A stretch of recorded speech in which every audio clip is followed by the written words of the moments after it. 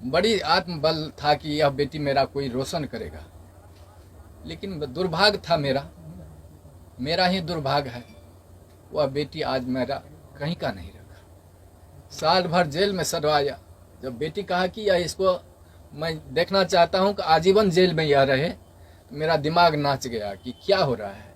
आरती के पिताजी आप जेल से बाहर आ चुके हैं और अपने ही बेटी के आरोप में जेल आप गए थे, क्या कहिएगा? मैं यही कहने के लिए चाहता हूँ, बेटी हो या बेटा हो, माँ पिताजी गांव समाज के लोग सबों को समान दर्जा देने के लिए चाहते हैं, किसी को बड़ा और किसी को छोटा नहीं।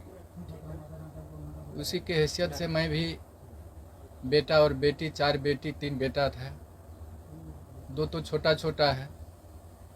3 बेटी का शादी जमीन सुध भरना लगा करके कुछ शादी कर सलटा दिए थे। चौथा में ये थी, मन में जिज्ञासा था कि अच्छा ढंग से इनका भी शादी करें, लेकिन परिस्थिति डाउन हो जाता है।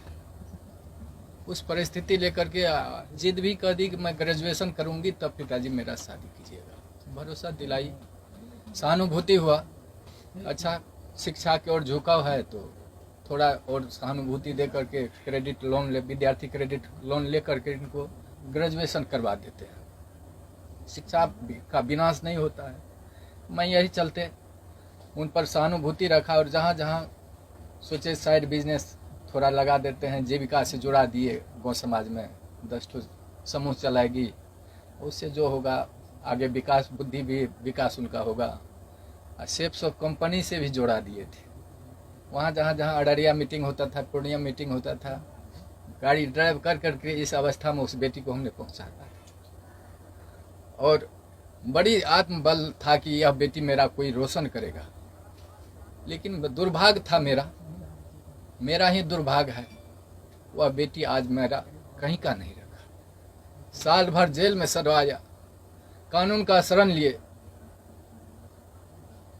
लोअर कोर्ट रिजेक्ट किया, जज साहब, वकील साहब, हाई कोर्ट में बेल फाइल किया गया, लेकिन सत परेशान होता है, पराजित नहीं होता है। हाई कोर्ट में बेल फाइल हुआ, वकील साहब शिवानंद बाबू,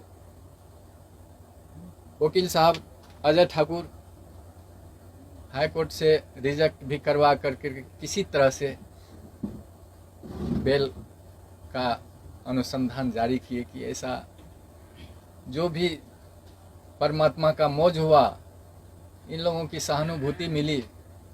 आज साल भर भी जेल से में भी शिवनंदन बाबू की सहानुभूति वर्णन नहीं हो पाता है। वहाँ जेल गेट पर भी पहुंच करके इन्होंने पिता का रोल अदा किया कि अब बंदी मेरा है, अधीक्षक साहब यह बंदी मेरा है, इसको कोई तरह का तकलीफ नहीं होना चाहिए। अहम भूमिका को शिवनंदन बाबू पहुंचाइए और साल भर के बाद बेल लिए।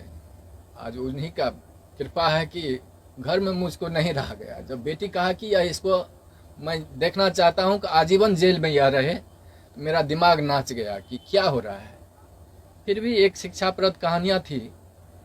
एक बिच्छू जब पानी में डूब रहा था तो साधु महात्मा पार हो रहे थे, वह बिच्छू को बचाने के लिए अपने हाथ पर लिया। बिच्छू 2 बार डंक मारा, डंक को सह कर करके महात्मा ने वह बिच्छू को पार लगा दिया। तो वही मैं चाहता हूं कि वह बिच्छू की तरह वह बेटी नहीं बने। बेटा तो पिता का गोद का भरने वाला होता है। जहां कहीं भी वह बेटी रहे, अपना जीवन जीविका चलावे। और मैं क्या बोल सकता हूँ वह पिता के दर्जा में।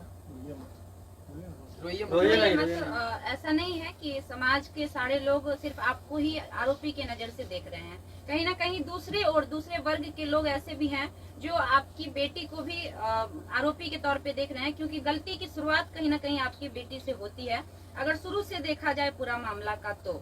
लेकिन जैसे ही आपके आते ही एक बार आरती ने फिर से सवाल शुरू कर दिए, तो आरती के लिए आज आप क्या कहेंगे? वो आरती की मर्जी है, जो करावे। अब आपके अच्छा 1.5 साल भर तक आप लोग जेल में रहे, आपका एक छोटा बेटा भी है, आपकी बूढ़ी माँ भी है, किस प्रकार से आपका घर चल पाया? परमात्मा जाने, हम नहीं जानते। अच्छा, इन सारे भूमिकाओं में जितने दिन से आप लोग जेल में थे पूरे परिवार, तो वकील शिवनंदन भारती लगातार, जैसा आप बोले कि गार्जियन की तरह आपका देखभाल किए, या फिर हमेशा मतलब इस केस को विशेष फोकस की, क्या कुछ कहना है उनके बारे में? यह वर्णन नहीं हो पाता। मतलब इतना बेहतरीन उनका परफॉर्मेंस रहा जी आपके केस को लेके। जी। आप एक पिता हैं, लोग ये भी जानना चाहते हैं कि उस रात में असल में क्या हुआ था, कुछ आपको याद है? आप मतलब कुछ देखे थे? बता पाएंगे? आरोप तो झूठे भी लगते हैं, सही जी। क्या है वो तो माननीय न्यायालय के ऊपर है, लेकिन आप कुछ बता सके थोड़ा सा? मालूम थोड़ा सा हुआ तो सोचा कि प्रेम तो अंधा होता है, अच्छा। वो समय जो रहता है, वो अवस्था जो रहता है परे हो रहता है, लेकिन उस पर कितने कितने विद्वान लोगों का भी पैर फिसल जाता है, महात्मा को भी पैर फिसल जाता है। तो हमने सोचा कि जब इस तरह की घटना हुई तो उसको बचाने के लिए हल्ला हुआ कि चोर आ गया है, डकैत आ गया है गोली मारने के लिए। तो उससे पूर्व भी लड़का वो उन्होंने धौंस दिया था कि मैंने गोली से उड़ा दूंगा। किसको दिया था? पवन यादव को, मेरे बेटा रवि का, अच्छा। गोली से उड़ा दूंगा, बचने के लिए नहीं दूंगा। उस पीरियड में उन्होंने घर में पकड़ाया तो हल्ला हुआ कि डकैत आ गया, डकैत आ गया। डकैत के दरमियान में पहचाने उसको तो कहा देखे मेरा जात भाई है, बच्चा है, पैर फिसल गया। उसको बचाने के ख्याल से मैंने घर में बंद किया और उस दरमियान में कैसे उसका मौत हो गया हम लोगों को